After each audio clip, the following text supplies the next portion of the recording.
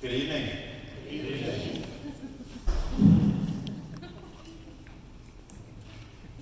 Ladies and gentlemen, we're in a world that's changing quickly. In Washington, D.C., we're watching the impeachment proceedings of a president. In Annapolis, our state is grappling with the challenging weight of our children's future and potentially $4 billion a year in costs. In cities like ours, challenges and debates are common. The politics of a town can be divisive. They can pit neighbor against neighbor. They can split a city on ideas or partisanship, on values and priorities. But once in a while, a city can find common cause. It may have been the depths of a recession or the height of crime, or the fissure between political sides that brought us here. But it's vision, and it's aspiration, and it's purpose, and it's proof that'll keep us here. We are unique. We're not Frederick, and we're not Annapolis, and we're not Charlottesville, and we're not Rockville, we're not South Bend, and we're not New York City. We are Salisbury. And we've got hope. And I know we've got promise. And we're aspiring for even better. And we are certain that no one, not one soul, should be left behind in those aspirations. And on November 5th, one single voice, Salisbury's, spoke loudly, echoing across the Chesapeake Bay, that we affirm the magic in what we've achieved these past few years. Big plans, bold plans, undaunted and undeterred from new heights, swift implementation. I believe that old political games have been rendered moot in this era.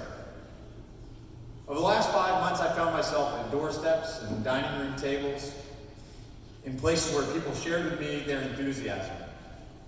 They're energized and excited for positive change, but they also shared with me the things that needed fixing. Some of those things were like a curb that needed painting, a restaurant that our city doesn't have but we need, a traffic light that needs to be retimed. You like that line? A family at risk of losing housing, or a kid afraid of a bully at school. Some of these things we can address. Others, like Cracker Barrel, I'm just going to say it, it's the restaurant we're talking about, are beyond our control. But we must thoughtfully consider the needs of every person and every family if we're going to be a unified city, and if we're going to continue in that vein.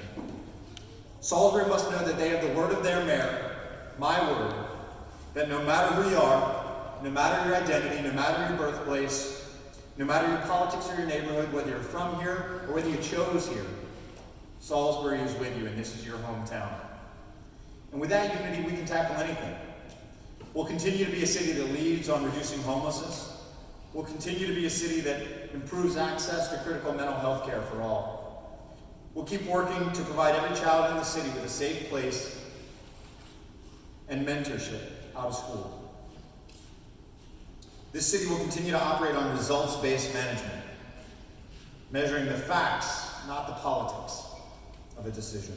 We'll continue to have the most competitive police and fire departments on the peninsula. And in case you didn't already guess it, as long as downtown is the physical center of our city, we'll continue to keep its light lit. With our solidified unity, I believe we can take on challenges that we haven't yet.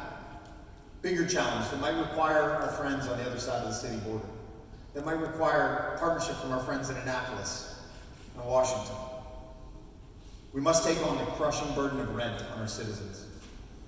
We must directly tackle the rising waters that, yes, bring life into our city, but also bleed into our streets and into our homes and cause perennial damage. We must engage the families living in neighborhoods in need of resurrection. And together, we've got a plan with them to breathe life back into their streets and into their buildings.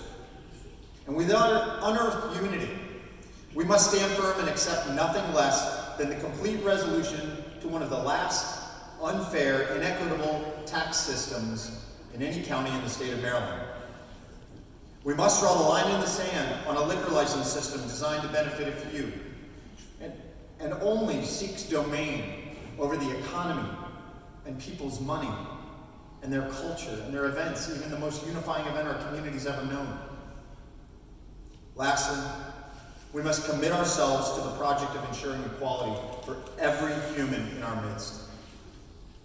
And in case you were concerned that these tasks were too great for our little town, let me assure you of this. Cities, ladies and gentlemen, are the place where we make our greatest emotional and financial investment. Whatever our region or district, the cluster of humanity in which we choose to buy or rent space to raise our kids is something that has the power to embody the values we often only assign to nations. Let us model in our little city the grand values of kindness, of equality, of aspiration, of innovation, of welcome, open arms. The choices we make over the coming 4 years will reverberate for the next 40. No great city is built by thinking myopically. You can't build a great city waiting and seeing or pulling back on the reins. And you can't build a great city by turning back time. I don't know what 2059 is going to look like. But I know it's not going to look like 1959. And it'd be a mistake for us to approach the future with any trepidation or fear. So just as this election isn't about only the next 4 years, it isn't only about Salisbury. How can we amplify the success of this city across the rest of this peninsula to our friends in other cities and towns? Friends love to hear great stories, and I think we got a pretty good one to tell. It's the story of a town that just a decade ago seemed lost, with its leaders screaming at one another, business owners mad at the city, residents with no hope that things might change. The story we share with our friends beyond Salisbury today is one of a city functioning again for its kids, for its businesses, for its families. For the first time, I think somebody's listening to our story. In Columbia, they came to us for help implementing a bike lane network. In Frederick, they sought our help with vacant housing.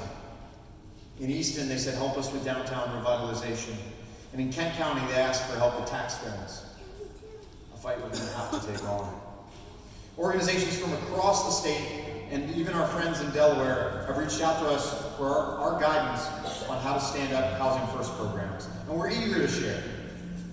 Not only because we have insight into stormwater management or traffic circles, neighborhood revitalization, or murals, or the coordination of a folk festival, but at a time when our national politics are as rancorous as ever, Salisbury citizens can put their faith in a mayor and a council who work hand in hand always. Because we understand that we work for the people of Salisbury and not the other way around.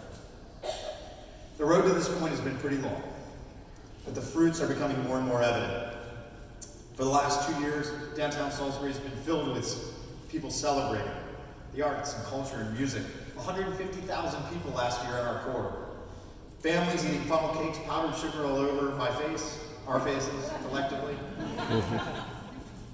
Appalachian storytelling and go-go music, gospel and Hawaiian swing, all giggling and dancing through our city streets. Pretty beautiful scene. And a decade ago, if you had said that was Salisbury, people might have laughed at you. But now people across the state mark their calendars so they don't miss that fun. That's our story. That's Salisbury's story. And it's one we're still writing, right now. We're writing it in on Main Street, and we're writing it on brick walls. It's a story of humanity. It's one that our children are writing, and our poet laureate is writing. It's a story of thousands of lives searching for harmony. A story for which I'm proud to serve as co-author. I get to help write this little chapter of my hometown story. So one day I'm going to sit bedside with Lily and Olivia, my little princesses, who aren't even listening to Daddy right now, of a gift that we passed on to them.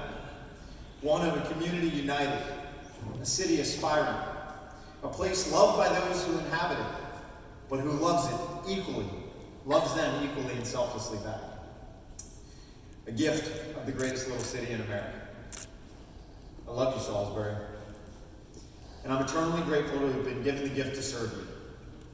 Tonight, we reaffirm the bond between the legislative and executive branches of this municipal government, of a council and mayor who work together with unmatched cohesion, and I'm proud to stand with my colleagues shoulder to shoulder on every fight we face.